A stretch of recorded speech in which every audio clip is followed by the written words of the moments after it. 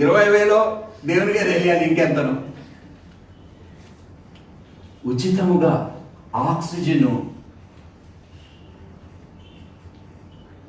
Ventilators మీద ఎంతమంది బ్రతుకుతున్నారో మీకు తెలుసు. హాస్పిటల్స్ ఆ వెంటిలేటర్కి ఎంత తెలుసా రోజుకి?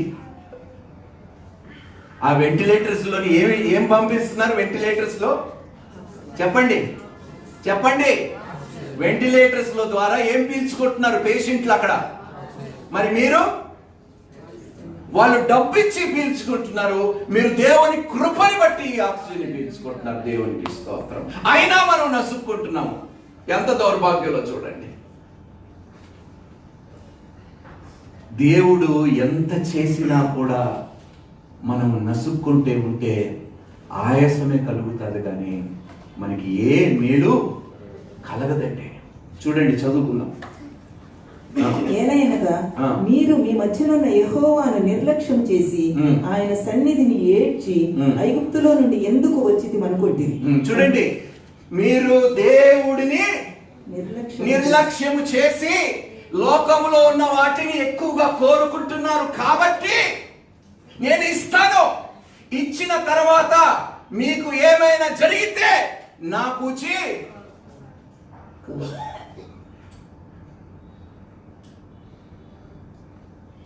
చెప్పండి అమ్మా. దాని గురించి మనం ప్రార్థనలు చేయాలి? ఏ విషయమై మనం ప్రార్థన చేయాలి? ఆత్మఫలము, ఆత్మవరము, అభిషేకము, సూచక్రియలు చేయాలి. నాయన, నన్ను బట్టి నీ నామము, వాటి గురించి ప్రార్థనలు చేద్దాం. దేవుడిని నిర్లక్ష్యం చేసి మనము ఎంత సంపాదించుకున్నా కూడా ఈ లోకంలోనే ఆయాసము తప్ప, ఆవేశము తప్ప మనకి ఏదియో మిగలదని దేవుడు మనకి స్పష్టంగా తెలియపరుస్తున్నాడు. చూడండి, అందుకు మోషే, నేను ఈ జనుల మధ్య ఉన్నాను, వారు 6 లక్షల పాదచారులు, వారు నెల దినములు తినుటకు వారికి మాంసం ఇచ్చేదనని చెప్పిది. వారు తృప్తిగా తినున్నట్లు వారి నిమిత్తము గొర్రెలను పశువులను చంపవలెనా? వారు తృప్తిగా తినున్నట్లు సముద్రపు చేపలన్నీ వారి నిమిత్తము కూర్చవలెనా అని. అందుకు యెహోవా మోషేతో ఇట్లనెను, యెహోవా బాహుబలము తక్కువైనదా? నా మాట నీ ఎడల నెరవేరునో లేదో ఇప్పుడు చూచెదవు. నా బాహుబలము తక్కువైనదా? ఆ బాహుబలి కాదు, బాహుబలము తక్కువైనదా? ఇప్పుడు చూడు, మీరు అడిగారు కదా, నేను నెరవేర్చకపోతే నన్ను అడగండి. జాగ్రత్తగా అడగండి దేవుణ్ణి. ఎందుకు అడుగుతున్నావో, నీ ఉద్దేశ్యం ఏమిటో తెలుసుకొని నువ్వు దేవుణ్ణి అడగండి. ఎంతమంది దగ్గర 3 పూట్ల తిండి ఉందండి? చేతులు ఎత్తండి. 4వ పూట కావాలా? చెప్పండి. వద్దు కదా? కానీ 4వ పూట గురించి మన ప్రార్థనలు. 3 పూటలు ఉన్నాయి, కానీ మన ప్రార్థన దేని గురించి? 4వ పూట గురించి. నాయనా, ప్రమోషన్లు, ఇంకా గొప్ప స్థాయి, ఇంకా గొప్ప స్థాయి.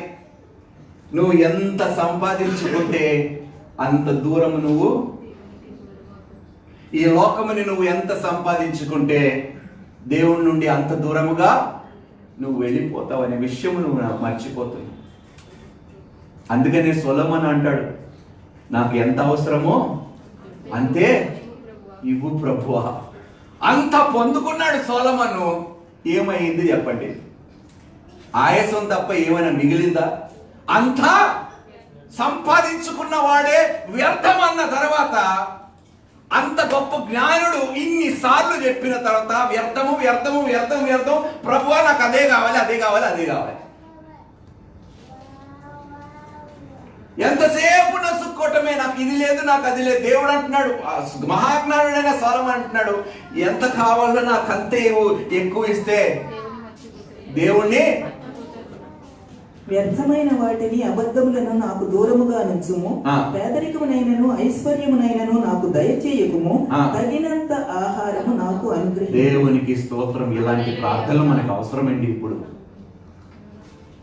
తగినంత ఇవ్వు ప్రభువా, ఎక్కువ ఇస్తే నిన్ను మర్చిపోతాను, అది నిశ్చయముగా జరుగుతుంది ప్రభువా. నిశ్చయముగా మనం దేవుణ్ణి మర్చిపోతాం. ఎక్కువ పొందుకుంటే, ఎక్కువ సుఖాలు అనుభవిస్తే దేవుణ్ణి మనం జ్ఞాపకం చేసుకోమండి.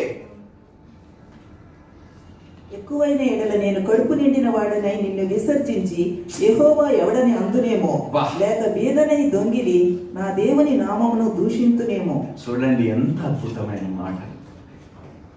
అంత చూసిన వాడు, అంత సొలొమోను అంత జ్ఞానవంతుడు ఈ లోకంలో ఉన్నాడండి. మరి ఎవడు పుట్టాడు కూడా అని ఉన్నది కదండి. మరి అలాంటి వాడి మాట మనం వినాలా లేదా?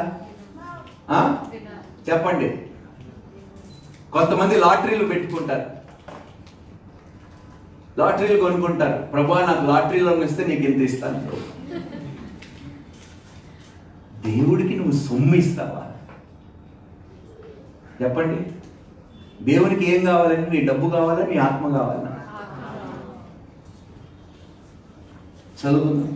మోషే బయటికి వచ్చి యెహోవా మాటలను జనులతో చెప్పి జనుల పెద్దలలో నుండి 70 మంది మనుషులను పోగు చేసి గుడారము చుట్టూ వారిని నిలువబెట్టగా యెహోవా మేఘములో దిగి అతనితో మాటలాడి 28వ వచనానికి వద్దాం. మోషే ఏర్పరచుకున్న వారిలో నూను కుమారుడును మోషేకు పరిచారకుడు నైన యెహోషువ మోషే నా ప్రభువా వారిని నిషేధింపుమని చెప్పాను. ఎల్దాదు మేదాదు అని ఇద్దరు 70 మందిలోని ఆ క్యాంప్ లోనే ఉండిపోతారు, టెంట్ లోనే ఉండిపోయి వాళ్ళు ప్రాఫెసీ చేస్తూ ఉంటారు. ఈ మిగతా 68 మంది బయటకు వచ్చేస్తారు. అప్పుడు వారి ఇద్దరు ప్రాఫెసీ చేస్తుండగా నూను కుమారుడు యెహోషువ పరిగెత్తుకొని వస్తాడు మోషే దగ్గర. వారిని ఆపు అంటాడు. అప్పుడు మోషే ఏమంటాడు చూద్దాం. నా నిమిత్తం నీకు రోషము వచ్చెనా? యెహోవా ప్రజలందరూ ప్రవక్తలగునట్లు యెహోవా తన ఆత్మను వారి మీద ఉంచునుగాక. ఆమేన్. నేను అదే అంటున్నా. నా ఒక్కడికైనా ఈ భారము? చెప్పండి. పుల్పిట్ మీద నిల్చొని బోధించడం నా ఒక్కడిదే నా భారము? పరిచర్య చేయటం నా ఒక్కడిదే నా భారము? ఏమి మీకు భారము లేదా? మీరు 20 సంవత్సరాలు అదే కుర్చీలో కూర్చుంటారా? అడుగుతున్నాను, ప్రశ్నిస్తున్నాను. చెప్పండి. ఎక్కడ మీ భారము? ఆత్మ భారములు ఎక్కడున్నాయి? పాస్టర్దేనా బాధ్యత? చెప్పండి. బోధించటం. మీరేమై ఉన్నారంట? రాజులైనా యాజకులు ఏం చేస్తారంట? కూర్చుంటారంట. యాజకులు పని చేయరంట. మీరు ఏమై ఉన్నారో చెప్పండి. నిజంగా అడుగుతున్నాను. మీరు నిజంగా రాజులైన యాజక సమూహం అని మీరు నిజంగా నమ్మితే పరిచారకులుగా మారుస్తాడండి దేవుడు మిమ్మల్ని. మాలో ఉన్న భారము దేవుడు మీకు కూడా కలుగజేస్తాడండి. I want people. నేను అదే అంటున్నా. నా సంఘములో 2-3 సంవత్సరాల కన్నా ఎక్కువ ఎవడు ఉండకూడదు. ఇదేంటి పాస్టర్ గారు మీరు ఇలా అంటున్నారంటే, ఎందుకంటే 2-3 సంవత్సరాల కన్నా ఎక్కువగా ఉన్నవాడు ఎందుకు పనికిరాని వాడిగా మిగిలిపోతాడు సంఘంలో. వాస్తవాలు చెప్తున్నానండి. మీరందరూ యెహోషువాలు కావాలి, దెబోరాలు కావాలి. మీరు బయటికి వెళ్ళి పరిచారికులు కావాలి, సువార్థికులు కావాలి, సేవకులు కావాలి. దేవుడు అపోస్తులతో ఎంతకాలం ఉన్నాడండి? 3 years. మీరు నాతో 3 years టైం ఇవ్వండి. నాకు ఆశ కలిగిన వాడు ప్రాణమును తృప్తిపరుస్తాడంట. మీరు నిజంగా సేవ చేయాలని ఆశ కలిగి ఉంటే లేపుతాడండి. మీలోని ఏలియాలను, ఎలీషాలను లేపుతాడు, యెషయాలను లేపుతాడు దేవుడు. ఈ కాలంలో అవసరము, ప్రవక్తల అవసరము. కోత విస్తారముగా ఉన్నది. ఎంతమంది కోత ఉన్నదా లేదా? ఎవడు పనివాడండి ఇక్కడ? చెప్పండి. పాస్టరే కదా? నా ఒక్కడిదే నా పని, మీది కాదా? వరల్డ్ పాస్టర్స్ డే అంటే ఈరోజు కదండి, పాస్టర్స్ అప్రిసియేషన్ డే. చదువుకుందాము. తరువాత యెహోవా సన్నిధి నుండి ఒక గాలి బయలుదేరి సముద్రము నుండి పూరేళ్లను రప్పించి పాళెము చుట్టూ ఈ ప్రక్కను ఆ ప్రక్కను దిన ప్రయాణమంత దూరం వరకు. దిన ప్రయాణమంత దూరం అంట. ఒక దినములో ఎన్ని మైళ్ళు వెళ్ళగలుగుతారో మనకి తెలియదు, కానీ అంత మైళ్ళు దూరం అంత వరకు అంట ఆ యొక్క మాంసము అంటే కంసు బిట్టల్ని దేవుడు రప్పించాడంట. 2 క్యూబిట్స్, ఒక క్యూబిట్ అంటే మోరెడు అడుగు, ఈ వేలు నుండి ఇక్కడ వరకు 1 క్యూబిట్, ఇలాగా 2 మోరెలు, రైట్? 2 మోరెలు అంటే మీరు ఊహించుకోండి, ఈ హైట్ ఉంటుందా? ఈ హైట్ లోనంట అంటే దిన ప్రయాణం అంత దూరం అంతగా ఆ నేలంతా నిండిపోయిందంట. 20 కిలోమీటర్స్, 20 కిలోమీటర్ల దూరం అంత వరకు దేవుడు పక్షులతో నింపేశాడంట. కానీ దౌర్భాగ్యం ఏమిటంటే ఒక్కొక్కడు ఎంత తీసుకెళ్ళాడో తెలుసండి లోపలికి? చెప్పండి. 10 ఓమేర్స్ అంట. ఒక ఓమేరు దాదాపు 1.7 to 2.1 కిలోస్.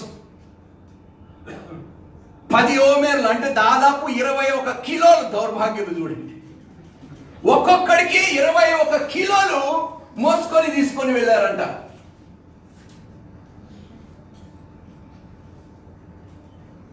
అంటే ఎంత తినుంటారండి వాళ్ళు?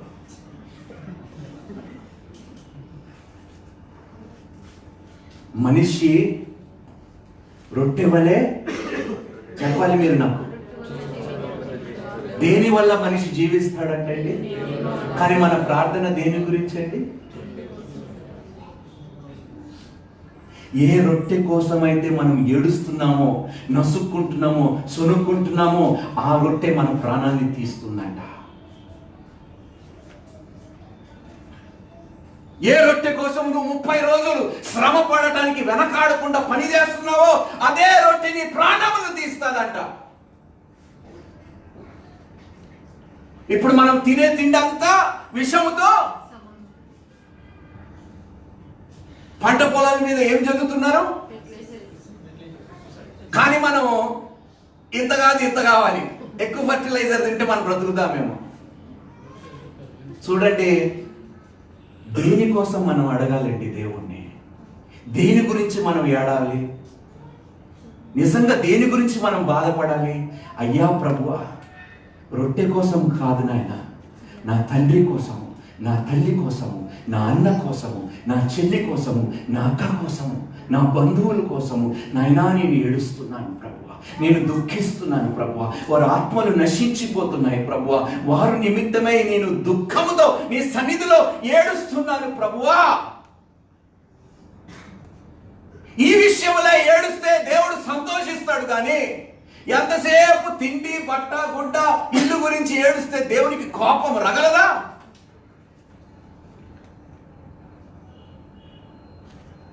అందుకనే భయపడతాను. ఏదైనా అడగాలన్నా కూడా దేవుణ్ణి ఎక్కువ అడిగినా కూడా ఏమవుతుందంట? దేవుణ్ణి బహుశా నేను మర్చిపోతానంట. చదువుకుందాం. ఆ మాంసం ఇంకా వారి పండ్ల సందున నుండగానే అది నమలక మునిపి యెహోవా కోపము జనుల మీద రగులుకొనెను. యెహోవా తెగులు చేత వారిని బహుగా బాధించెను. మాంసాపేక్ష గల వారిని జనులు అక్కడ పాతి పెట్టినందున ఆ స్థలమునకు కిబ్రోతు హత్తావా ఏమయ్యారంటే తిని చచ్చారంట. నేను ఇందాక అదే అన్నాను కదా, మీ తిండే మిమ్మల్ని.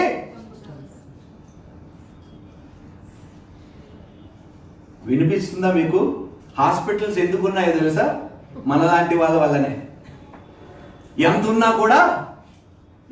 కూడా మనకి సంతోషం లేదు కాబట్టి, ఏడుస్తున్నాము కాబట్టి, నీకు ఇంకొక స్థలం నేను పెట్టానులే పో, నీ ఏడుపుకి తగ్గినట్టు స్థలము నేను ఇచ్చాను, పో అక్కడికి.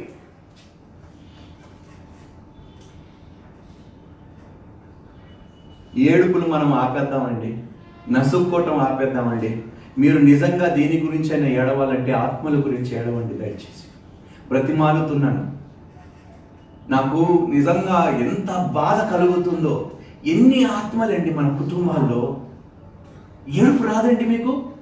మీ కళ్ళ ముందు మీ రక్త సంబంధులు నాశనం అయిపోతుంటే ఎలాగ మనం నవ్వుతూ బ్రతుకుతున్నాము, సంతోషంగా మనం గడుపుతున్నాము, ఇంకా ఇది లేదు అది లేదని నసుక్కుంటున్నాము దేవుని ముందు.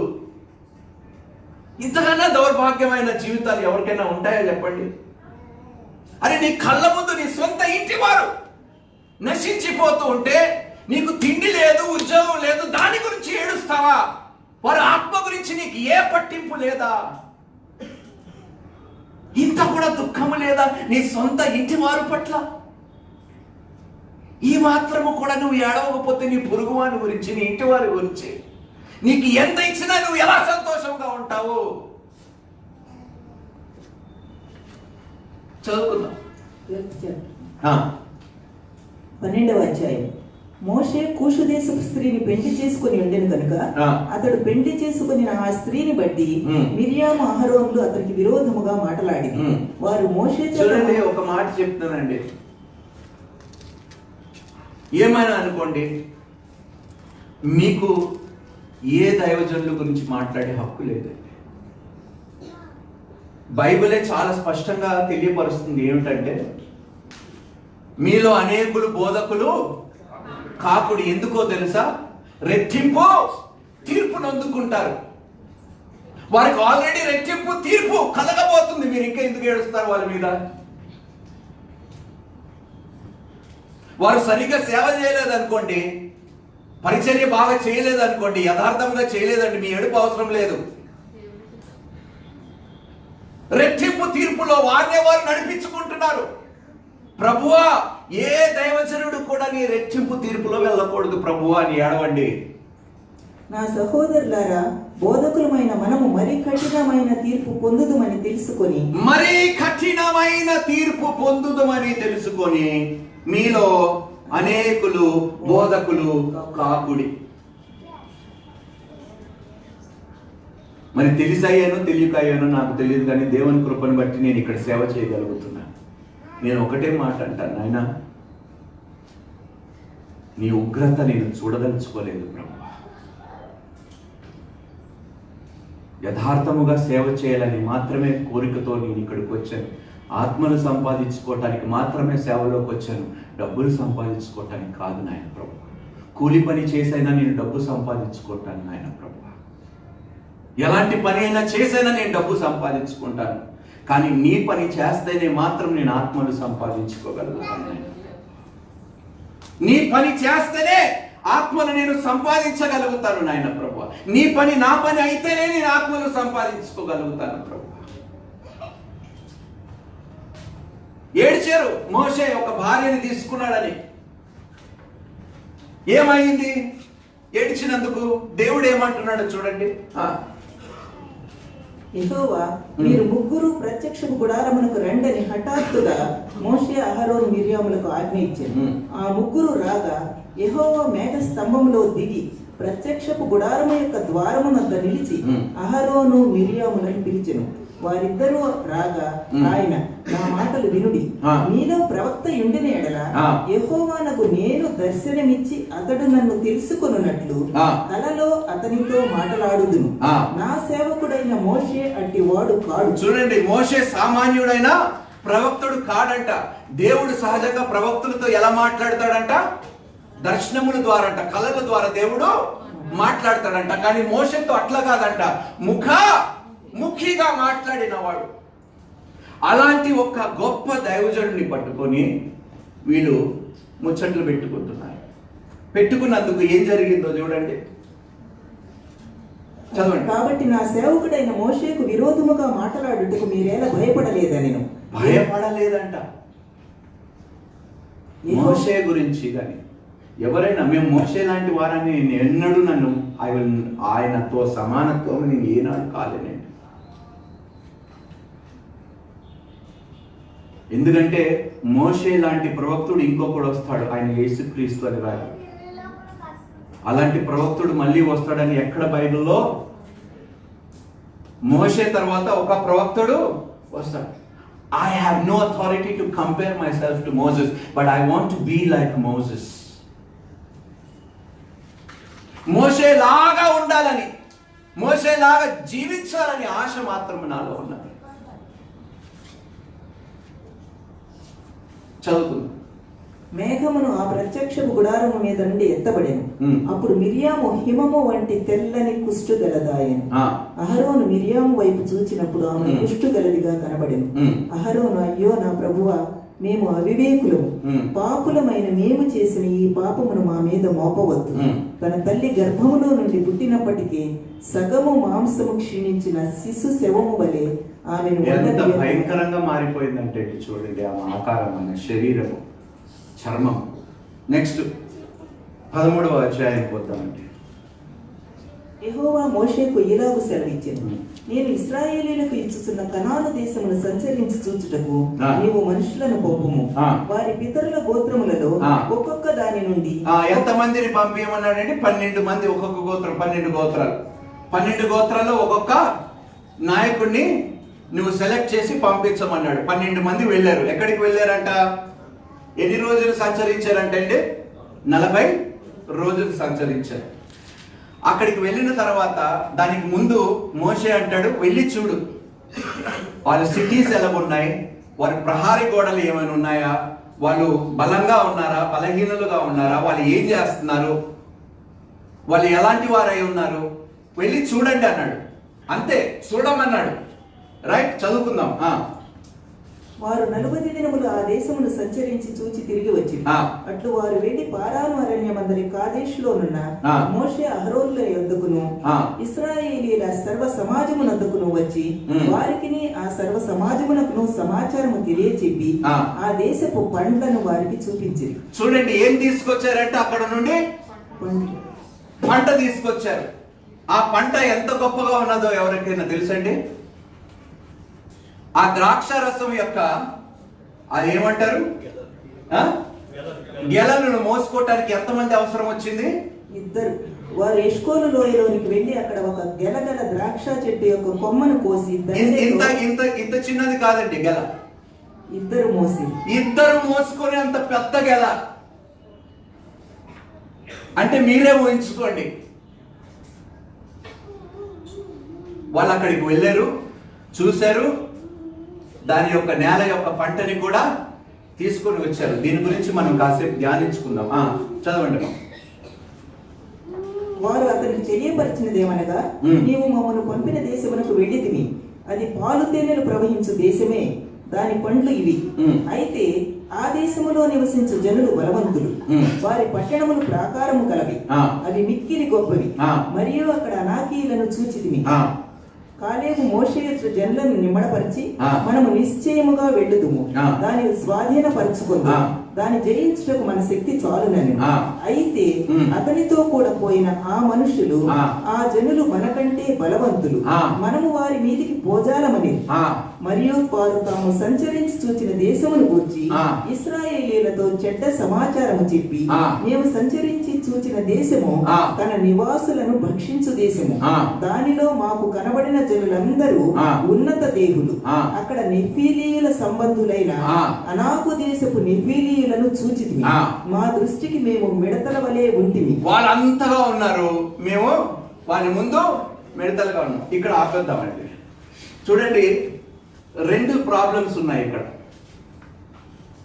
వాళ్ళు దేవుడు ఒక చోటికి వెళ్ళమన్నాడు, వెళ్ళారు, చూచారు, వార్తని తీసుకొని వచ్చారు. ఎలాంటి వార్తని తీసుకొచ్చారు? మంచిదా చెడుదా? చెప్పండి. ఇందాక సిస్టర్ సాక్ష్యం చెప్తున్నప్పుడు నాకు చాలా మంచిగా అనిపించింది. ఎందుకో తెలుసా? దేవుడు కార్యము చేశాడని నేను నమ్ముచున్నానని ఒక మంచి వార్త సిస్టర్ చెప్పింది. ఆ మంచి మాటనే ఆమెకి దీవెనగా తిరిగి దేవుడు అనుగ్రహించాడు, తండ్రిని కాపాడాడు. వీళ్ళు వెళ్ళారు, చెడు వార్తని తీసుకొచ్చారు. ఇక్కడ నేను రాసుకున్నాను చూడండి. The 12 spies, the problem. వారు ప్రతి చోట వెళ్ళిన చోట దేవుణ్ణి వారు ఏం చేశారంటే పరీక్షించారండి. They tested God. ఈ 12 spies ప్రాబ్లమ్స్ నే చూశారు కానీ ఫలముని నాకు వినిపించలే. ప్రాబ్లమ్స్ ని చూశారు కానీ, పెద్ద సమస్యని చూశారు కానీ ఆ యొక్క ఫలముని మాత్రము చూడలేకపోయారు. దౌర్భాగ్యులండి. నీ శ్రమ ఎంత గొప్పదో నీ ఫలము కూడా అంత గొప్పది దేవునికి. వారు అంత గొప్ప స్థలములో వెళ్ళి వాళ్ళే వారి నోటితో అంటారు, నిజముగా పాలు తేనెలు ప్రవహించు దేశమై ఉన్నది అని చెప్పిన తర్వాత కూడా, అన్ని చూసిన తర్వాత కూడా చెడు వార్త తీసుకొచ్చి, they only saw the problem but they forgot the fruit. వారు సమస్యల్ని చూశారు కానీ అందులో ఉన్న ఫలముని మర్చిపోయారు. అందులో ఉన్న ఆ పెద్ద నెఫిలీల్ని చూశారు కానీ ఫలముని మాత్రము మర్చిపోయారు. The 12 spies see a lot of problem in the land, but they are also ordered to carry grapes on their return. దేవుడు నీకు సమస్యను నీ ముందు పెట్టినప్పుడు ఆ సమస్యకు తగినట్టు ఫలము కూడా దేవుడు నీకు ఏర్పరుస్తాడు ముందుగానే. దేవునికి స్తోత్రము. సమస్య ఉన్నది అక్కడే, ఫలము కూడా దేవునికి స్తోత్రం. ఎక్కడ శ్రమ ఉందో అక్కడ ఫలము నిశ్చయముగా నీకు ఉంటుంది. శ్రమ లేకుండా మనం ఏమైనా పొందుకోగలుగుతామా? కష్టే ఫలి అంటారు పెద్దలు. కష్టపడితేనే ఫలము పొందుకుంటాము. దేవుడు అంటున్నాడు, నువ్వు శ్రమని చూడద్దు, ఎందుకంటే నీకన్నా ముందు నేను వెళ్తాను. ఫలమును మాత్రమే నువ్వు చూడు, ఆ ఫలమును నువ్వు పొందుకో. ఎంత పెద్ద సమస్య నీ మీద ఉన్నా, నీ ముందు ఉన్నా, దేవుడు అంటున్నాడు నీ సమస్యను చూడద్దు, ఆ సమస్య కన్నా గొప్పవాడు నేనున్నాను నీ ముందు, నన్ను చూడు అంటున్నాడు దేవుడు. Do not look at the problem. So what is God saying? As big as the problem was, the fruit was also really big. శ్రమ ఎంత పెద్దదో, ఆ దేశంలో మనుషులు ఎంత పెద్దగా ఉన్నారో దానికి తగ్గట్టు ఫలములు కూడా ఉన్నాయా? చెప్పండి, ఉన్నవి కదా. వాళ్ళు మనుషుల్ని చూశారు కానీ దేవుడు వారికి ఇవ్వబోతున్న ఫలముని చూడలేకపోయారు. అందుకనే బ్రతిమాలుతున్నాను మీ అందరినీ, మీ శ్రమల గురించి మీరు ఆలోచించడం మానేయండి. మీకన్నా మీ శ్రమల గురించి ఎక్కువగా ఆలోచించేవాడు మీకు ఒకడు తోడై ఉన్నాడు. విడవడంట, ఎడబాయడంట మిమ్మల్ని. మీకన్నా ముందు వెళతాడంట. యుద్ధము యెహోవాదే అని చెప్తూనే వస్తున్నాడు. Vengeance is mine, says the Lord. I will fight your battle. You receive the fruit in the land అంటున్నాడు. నువ్వు కేవలము ఫలములు పొందుకో, నీ పక్షముగా నేనుండి పోరాడుతాను. సమస్యలను చూడద్దు, నీ సమస్యల కన్నా గొప్పవాడు నీకు తోడుగా ఉన్నాడు. సమస్తము జయించువాడు నీకు తోడుగా ఉన్నాడు.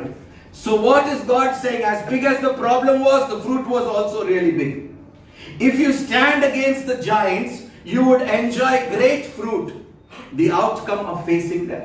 నువ్వు ఎప్పుడైతే ఆ యొక్క గొప్ప జాయింట్స్ ని నువ్వు ఎదుర్కొంటావో, భయపడకుండా నువ్వు నిలబడతావో. దావీదు గొలియాతుని చూసి భయపడ్డాడా? ఏమన్నాడు? సున్నతి లేని ఫిలిస్తీయుడు, ఆయన ముందు ఎవడు నిలబడలేకపోయాడు. గొర్రెలను కాసేవాడు నిలబడ్డాడు. దేవునికి స్తోత్రము. ఎవరు ఇశ్రాయేలీయులు కూడా ధైర్యం చేయలేదు ఆయన ఎదిరించడానికి, కానీ ఒక్కడు నిలబడ్డాడు. ఆ ఒక్కడు నిలబడటం వలన ఇశ్రాయేలుకి అందరికీ జయము కలిగింది. దేవునికి స్తోత్రం. నీవు ఒక్కడు నిలబడు నీ ఇంటిలో.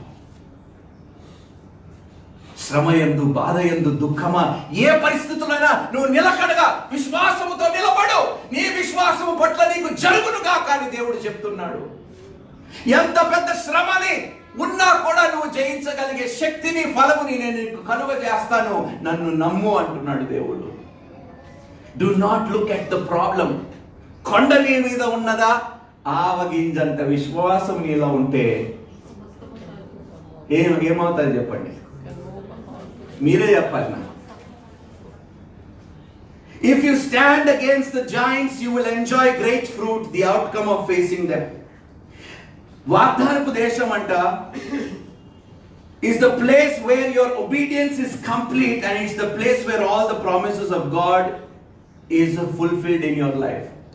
దేవుడు నేను వాగ్దానపు దేశంలో ఎందుకు నడిపించాలనుకుంటున్నాడో తెలుసా? చెప్పండి. ఇప్పుడే చదివాను.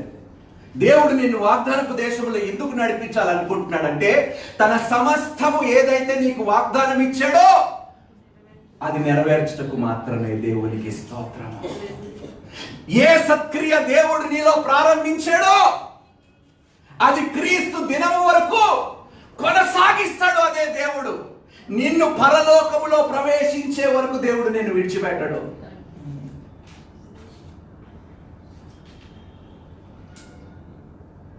ప్రామిస్ ల్యాండ్ ఎందుకుంది మనకి? పరలోకం ఎందుకుంది చెప్పండి? ఎవరి కోసం ఉంది పరలోకం? ఎందుకు అక్కడ ప్రవేశించబెట్టాలనుకుంటున్నాడు దేవుడు మనల్ని? ఆయన సమస్త వాగ్దానములు మన జీవితంలో నెరవేర్చబడాలని. దేవుడు అంటున్నాడు, నా పని ఇదే, నేను ఇచ్చిన వాగ్దానాలు తప్పిపోకుండా నెరవేర్చుటకే నేను మీ మధ్యలో ఉన్నాను అంటున్నాడు. నన్ను నమ్మండి, నీ సమస్యని చూడకండి, నా వైపు చూడండి. కుడి తట్టు చూడద్దు, ఎడమ తట్టు చూడద్దు, కొండల్ని చూడద్దు, కొండల కన్నా గొప్పవాడిని నన్ను చూడు అంటున్నాడు దేవుడు.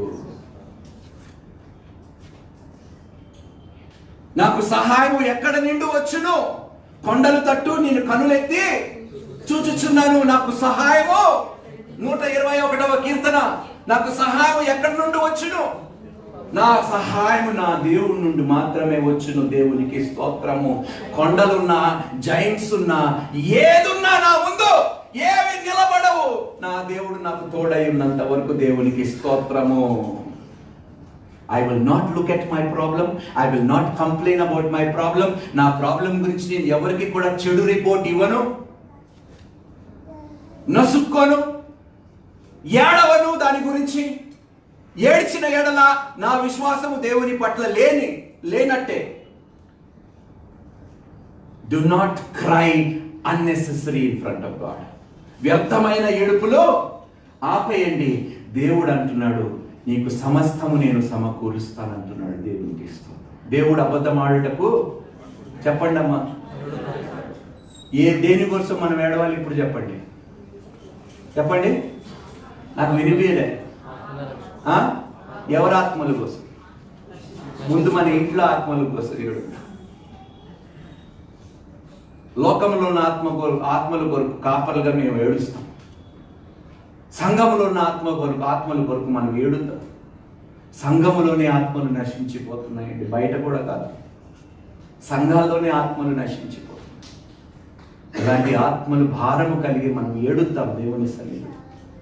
ప్రభువా, ఒక్క ఆత్మ నాకు దయచేయి రక్షించడానికి. ఒక్క ఆత్మ ప్రభువా. గొప్ప పండుగ జరగబోతుంది ఒక్క ఆత్మని నేను రక్షిస్తే ప్రభు. The promised land is the place where your obedience is complete, and it's the place where all the promises of God in your life come to fulfillment, bearing full fruit.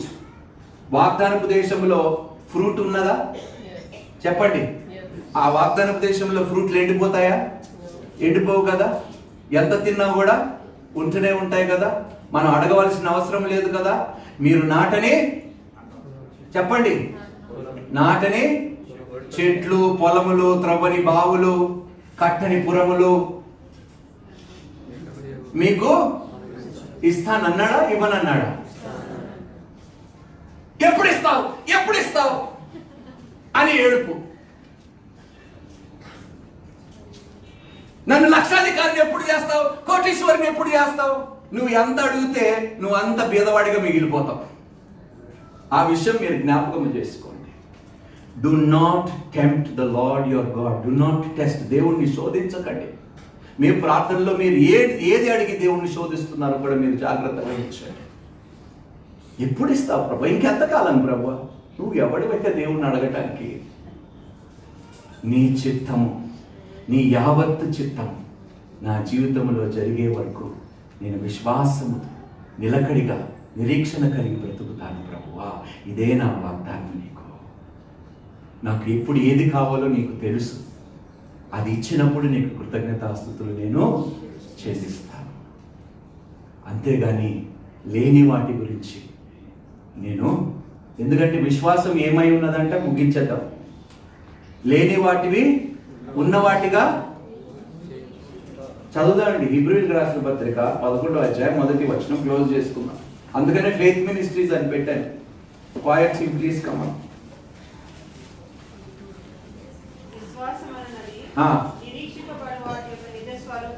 విశ్వాసము కలిగిన వారికి ఏముంటదంట? నిరీక్షణ ఉంటుందంట. ఏముంటదంట? దేవుణ్ణి తొందర పెట్టరు. ఎప్పుడు ఇస్తావు, ఎప్పుడు ఇస్తావు, ఎప్పుడు ఇస్తావు, నన్ను ఎప్పుడు గొప్పవాడు చేస్తావు. విశ్వాసం కలిగి ఉన్నవారు ఎప్పుడు ఇలాంటి ప్రార్థనలు చేయరు. ప్రభువా, నువ్వు ఇచ్చినప్పుడు నేను సంతోషముగా దానిని స్వీకరిస్తాను, అంగీకరిస్తాను. నువ్వు ఇచ్చే వరకు. యోసేపు జైలులో ఉన్నప్పుడు ఎప్పుడు బయటికి తీసుకెళ్తావు, ఎప్పుడు బయటికి తీసుకెళ్తావు అని ఏడ్చాడా? కంప్లైంట్ చేశాడా? నొసుక్కున్నాడా? ఎప్పుడైనా ఏదైనా వ్యతిరేకమైన మాట మాట్లాడాడా? తన పరిస్థితుల్లో, తన శ్రమలలో మాట్లాడలేదు. కాబట్టి బానిసత్వములో నుండి రాజరికంలో దేవుడు కూర్చోబెట్టాడు. దేవునికి స్తోత్రము. నీ నసుక్కోవటం వలన నువ్వు బానిసుడుగానే మిగిలిపోతున్నావు, రాజుగా నువ్వు కాలేకపోతున్నావు. దేవుడు అదే ఉంటున్నాడు. నిరీక్షణ. చదువుదామండి అది, అందరు చదవండి. విశ్వాసం అన్నది నిరీక్షింపబడు వాటి యొక్క నిజ స్వరూపము, అదృశ్యమైనవి. నాయన, నాకు ఇప్పుడు కనిపించకపోయినా అవి ఉన్నవని మాత్రం నేను నమ్ముతున్నాను. దేవునికి స్తోత్రం. హల్లెలూయా. తప్పకుండా ఒక రోజు నేను చూస్తాను, దానిని నువ్వు అందరూ కళ్ళ ముందు రుజువు చేస్తావు అనే నమ్మకం నాకున్నది. దేవునికి స్తోత్రము. నాకు కనిపించకపోవచ్చు ప్రభువా, కానీ అది లేదు అనటానికి నాకు హక్కు లేదు. అది ఆల్రెడీ ఉన్నది. ఒకరోజు రుజువు చేయబోతున్నావు. దానికి పొద్దుకోవటానికి నేను నిరీక్షణ కలిగి ఉంటాను. విశ్వాసములో దేవునికి ఇస్తాను. God will manifest every blessing in your life. ప్రతి దీవెన, ఆశీర్వాదము దేవుడు నీకు నెరవేరుస్తాడు. నిరీక్షణ కలిగి ఉండండి. దేవుడు అబద్ధమాడుటకు మానవుడు కాడు. భూమియు ఆకాశము గతించినా నా మాట గతించను. నేను నిన్ను దీవిస్తానన్నాను, దీవిస్తాను. తలగా పెడతానన్నాను, తలగా పెడతాను. తోకగా చెయ్యనన్నాను, తోకగా చెయ్యను. నేను అనేక జనుల మధ్యలో నేను నిన్ను హెచ్చిస్తాను. ఘనతని, కీర్తిని, ఖ్యాతిని, రెట్టింపు ఘనతని ఇస్తానన్నాడు. నిరీక్షణ కలిగి ఉండండి. త్వరలో పొందుకోబోతున్నారు. దేవునికి స్తోత్రము. నిరీక్షణ కలిగి ఉండండి. తొందర పెట్టకండి దేవుణ్ణి. ఇచ్చే తొందరగా ఇచ్చే. నాకు అర్జెంటుగా కావాలి, నాకు ఈ ఉద్యోగం కావాలి, నాకు అది కావాలి. ప్లీజ్ అలాంటి వ్యర్థమైన ప్రార్థనలు చేయటం ఆపేసేయండి. ప్రభువా, నాకు తొందరగా ఏదైనా ఇవ్వగలిగితే ఒక్క ఆత్మ ప్రభువా. రేపు బ్రతుకుతాడో లేదో తెలియదు కాబట్టి తొందరగా అడుగుతున్నాను ప్రభువా. నాకు తొందరగా కావాల్సింది ఉద్యోగం కాదు, డబ్బు కాదు, ఒక్క ఆత్మ తొందరగా కావాలి ప్రభువా. అడుగుడి మీకు అడగండి తొందరగా ప్రభువా. రేపు నా కుటుంబంలో బ్రతుకుంటారో లేదో తెలియదు ప్రభువా. ఏనాడు అనుకోలేదు మాక. ఆమె కూతురు ఏనాడు అనుకోలేదు. ఒక్క క్షణంలో తండ్రి పోతాడని. ఒక్క క్షణంలో పోయాడండి. పోయిన నెలలో ఇంకొకరు పోయారు మా కుటుంబం. అడుగుతున్నాను తొందరగా నాయన. సమయం లేదు ప్రభువా. నాయన, చనిపోతున్నారు, చచ్చిపోతున్నారు, నశించిపోతున్నారు, నిత్య నరకాగ్నికి వెళ్ళిపోతున్నారు. తొందరగా ఒక ఆత్మను నాకు దయచేయి ప్రభువా. ముందు డబ్బు కాదు నాయన నాకు కావాల్సింది, నా కుటుంబ ఆత్మలు నాకు కావాలి ప్రభువా. అవి తొందరగా నాకు దయచేయి ప్రభువా. డబ్బు సంపాదించుకొని నా కుటుంబ ఆత్మలు నేను పోగొట్టుకుంటే ఆ డబ్బుతో నేనేమి చెయ్యాలి? అందుకని నేను నొసుక్కోను నాయన ప్రభువా. నేను దుఃఖంతో ఒకటే అడుగుతున్నాను, తొందరగా నా కుటుంబ ఆత్మలు నాకు దయచేయండి. నాకు ఇవ్వు ప్రభువా. ఆత్మలు చాలా శ్రేష్టమైనవి, విలువైన ఆత్మలు నాయన. తొందరగా దయచే. వారు నశించిపోక ముందు వారిని రక్షించబడాలని నేను ఆశ కలిగి ఉన్నాను ప్రభువా. ఇలాంటి భారము ప్రతి ఒక్కరు. లాస్ట్ టైం నేను అన్నాను, ఎంతమంది వారి కుటుంబీకుల పేర్లు రాసుకొని వచ్చారండి? Brother praise the lord. ఉందా లిస్టు? ఉన్నదా? దయచేసి ఇవ్వండి మాకు. సంఘం అయిపోయిన తర్వాత ఎవరైతే వారి కుటుంబీకుల లిస్టు తెచ్చారో వాళ్ళందరి గురించి మేము ప్రార్థన చేస్తాం. మిగతా వాళ్ళకి అవసరం లేదంట. వారి కుటుంబాల్లో ఎట్లా పోతే నాకేంది కదండి? అవసరం లేదా? ఉందా? తీసుకురండి అమ్మా, సంఘంలో ఎత్తి పెడతాం వాళ్ళని. వారి ఆత్మలు నశించక ముందే మనం వారి గురించి ప్రార్థన చేద్దాం. మీ కుటుంబంలో మీ కుటుంబీకుల ఆత్మ మీకు అవసరం లేకపోయినా నాకు అవసరం ఉన్నది, నాకు అవసరం ఉన్నది. మిమ్మల్ని సంఘంలో రప్పించుకోవటానికి ఎందుకు మేము రప్పించుకున్నానంటే గొప్పవాడిని కావటానికి కాదు, మీ ఆత్మలు సంపాదించుకోవటానికి. కేవలం ఆ ఒక్క భారముతోనే ఈ పరిచర్య జరుగుతుంది. దేవుడే దీనికి సాక్ష్యము. నేను చూడనిది కాదు మా డబ్బు, అనుభవించని సుఖం అంటూ లేదు నా జీవితం. అన్ని చూశాను, అంతా చూశాను. మా అక్క వాళ్ళే సాక్ష్యం దానికి. ఎంత డబ్బులు, లక్షల లక్షల డబ్బులు గోనె సంచులోని తీసుకొచ్చేవారు. అప్పుడు డిమానిటైజేషన్ లేదు. ఎంత చూచినా కూడా అంత వ్యర్థమని తెలుసుకున్నాను. యేసయ్య ఒక్కడే శ్రేష్ఠుడని నేను తెలుసుకున్నాను.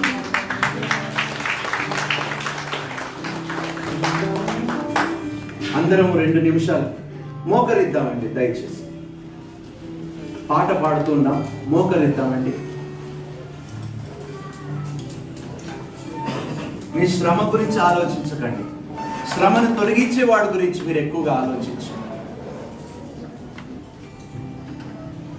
దేవుడు వాగ్దానం ఇచ్చాడు, నమ్మదగిన వాడు. వాగ్దానం ఇచ్చిన వాడు నమ్మదగిన వాడై ఉన్నాడు. తన మాట తప్పిపోదు. భూమి ఆకాశము గతించిన నా మాట గతించదు అంటున్నాడు. దేవునికి స్తోత్రం. నేను ఒక రోజు నీకు వాగ్దానం చేసినది రుజువు చేసి నీ కళ్ళ ముందు పెడతానంటున్నాడు దేవుడు. నిరీక్షణ కలిగి ఉండమంటున్నాడు దేవుడు. Yes, Lord Jesus.